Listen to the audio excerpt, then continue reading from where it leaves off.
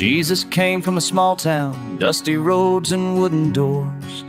Everyone knew his name, not what he was born for. They saw the carpenter's son, not the savior in disguise, just a boy in worn-out sandals with heaven in his eyes. Round here we talk at diners, know our neighbors by their names, but still feel like we're waiting for a shot at bigger things.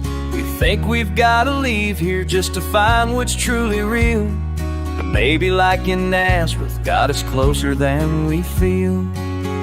He walked the streets like ours, kicked the dust up from the ground, laughed and learned and prayed in places no one wrote about. He didn't need a stage or a crowd to prove his worth. He showed that holy things can grow from small and quiet earth. So when I feel forgotten, I'll lift my eyes and see the King of Kings once lived a life that looks a lot like me. They memorized the scriptures, hold books down in their bones, while I struggle with one verse when I'm sitting all alone.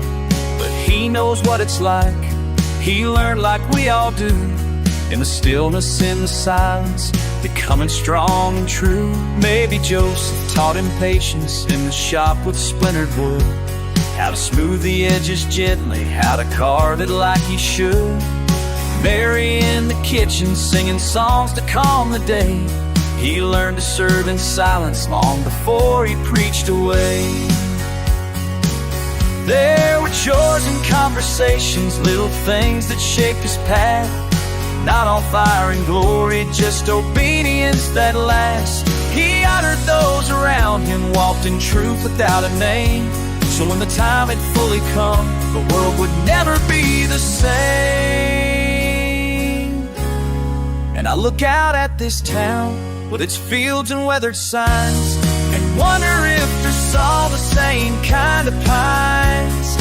Did he climb the hills at dusk, chasing childlike glee? Did he ever feel forgotten in the way that I feel me?